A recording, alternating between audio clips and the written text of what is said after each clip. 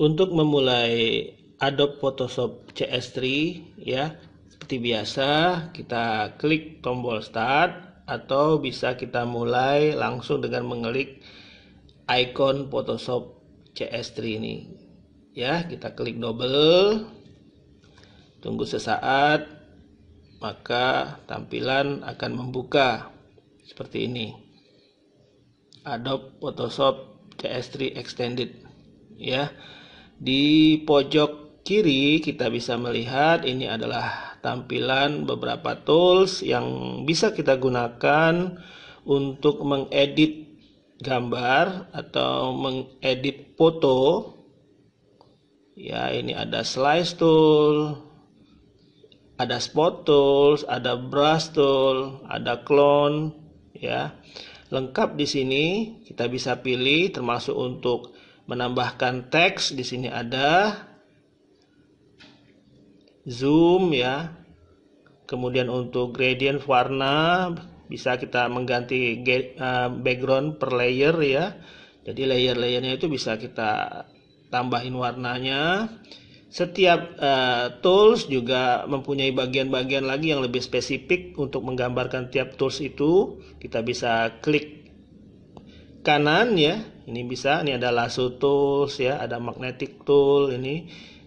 Nah, semua lengkap. Untuk menurut saya pribadi CS3 ini sudah cukup memadai untuk melakukan editing gambar atau foto ya.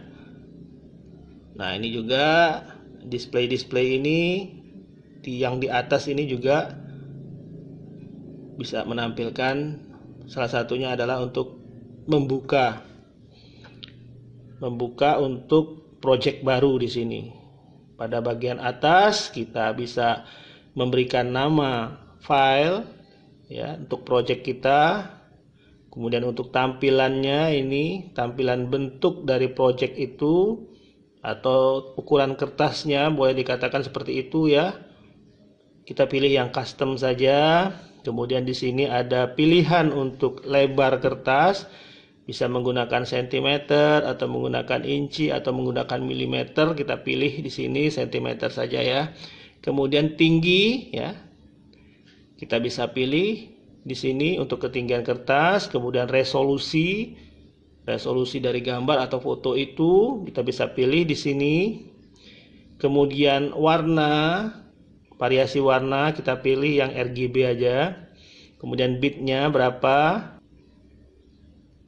kita pilih yang 8 saja. Kemudian untuk background, warna background kertas itu kita bisa pilih warna putih atau ada warna tertentu atau transparan ya. Kemudian ada juga bagian untuk advance-nya di sini untuk lanjutannya, lebih mendetail lagi terkait dengan warna. Di sini ada ya, tinggal kita pilih saja mana yang sudah disediakan oleh CS3 ini. Bisa pilih yang Adobe atau yang semula saja ya, kita pilih seperti itu. Kemudian kita klik OK. Nah, nanti akan tampil bahannya ya, dasarnya ya, template-nya ya di sini ya. Ini kita bisa besarkan agar memudahkan kita di dalam mengoreksi detail dari template ini. Kita bisa kasih background untuk template kita ya, misalnya warna ini ya, hijau ini. Kita klik OK. Kemudian kita warnai dengan kuas ya, kita pilih tool kuas atau brush tool di sini ya, atau bisa dengan eyedrop ya, terserah mau pakai yang mana untuk mewarnai background. Atau kita pakai brush tool aja ya. Nah, ini kita klik bagian ini, kita bisa besarkan dengan memilih diameternya di sini. Untuk brushnya terbesar begitu. Nah, maka yang muncul adalah warna gradasi. Warna gradasi ini bisa kita dop, kita ini dengan menambah klik lagi, klik kiri ya, klik lagi, maka dia akan lebih dop, ditambah lagi menjadi benar-benar warnanya lebih tebal ya gitu ya. Nah, ini untuk background. Kemudian kita mulai memasukkan konten ya, konten misalnya konten foto. Kita cari dulu ya, kita cari foto yang akan kita masukkan di template ini ya. Kita cari di mana tempat penyimpanan foto itu, misalnya di drive D di sini. Kita cari foldernya, kita pilih di sini gambar misalnya, itu ada gambar. Kita pilih gambar, kita buka, kita cari gambar-gambar yang mau kita masukkan di sini. Misalnya logo saja ya, kita masukkan logo Depkes ini ya, logo Depkes. Kita pilih logo Depkes, klik satu kali, kemudian open. Maka dia akan membuka ke tampilan yang berbeda, bukan tampilan yang pertama tadi ya. Jadi untuk memindahkan bagian ini, nah, kita klik slash, nanti kita kecilkan dulu medianya, kita geser bagian ini, kita klik Ctrl A ya. Jadi logo Depkes ini kita klik di sini satu kali, kemudian kita pilih Ctrl A ya. Nanti ada muncul titik-titik itu, ini kita geser. Nah, kita geser, pindahkan ke template rancangan kita. Nah, ini kan masih besar. Masih besar. Kalau kita mau mengedit lagi, kita klik satu kali ya pada posisi layernya, layer 1 ya. Kita pindahkan ke layer satunya, jangan yang background ya, layer 1. Kemudian bagian ini bisa kita geser ke tengah. Ya, kita geser-geser ke tengah sesuai dengan keinginan kita. Kita kecilkan juga bisa seperti itu. Ya, kita tarik di sini. Nah, kemudian bisa klik tanda centang ini, atau kalau membatalkan yang ini, atau kalau membuat sudut-sudut yang lebih sempit lagi untuk mengkoreksi gambar ini, kita bisa pilih yang itu. Kemudian nah ini bisa kita tarik atau kita julurkan seperti itu untuk memposisikan sesuai dengan keinginan kita ya. Nih titik-titiknya ini bisa kita tarik. Ya, misalnya seperti itu. Kalau selesai, maka kita klik tanda centang ini, checklist ini ya. Ini sudah terpatri di template kita, tertanam di template kita. Nah, selanjutnya kita juga bisa menambahkan teks dengan mengklik tool teks ini sebelah kiri ini, ada huruf T. Kemudian ukurannya juga di sini. Hurufnya mau tebal, misalnya bold, kemudian berapa poin. Mau lebih besar 24. Ya, ini juga bisa kita pilih apa yang normal misalnya atau yang lainnya.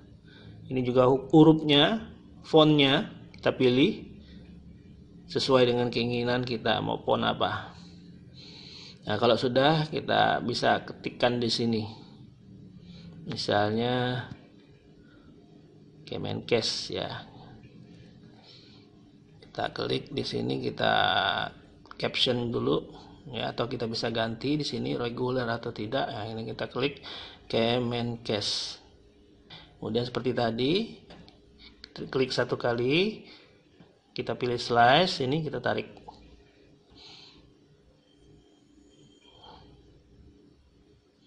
Seperti ini sudah rapi, sudah tertata dengan baik.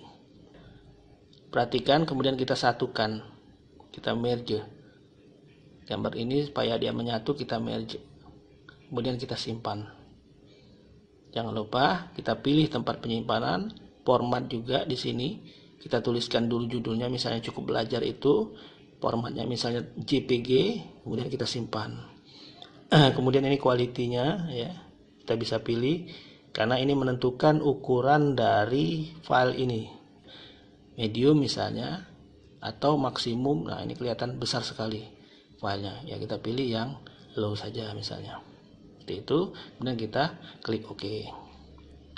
Maka sudah selesai kita membuat satu desain grafis dengan menggunakan CS3. Ini kita hapus ya, kita close ya, kita close semua, bisa kita close, dan kita bisa membuka file yang sudah kita simpan tadi. Kita buka di sini ya. Nah, ini bisa kita rename.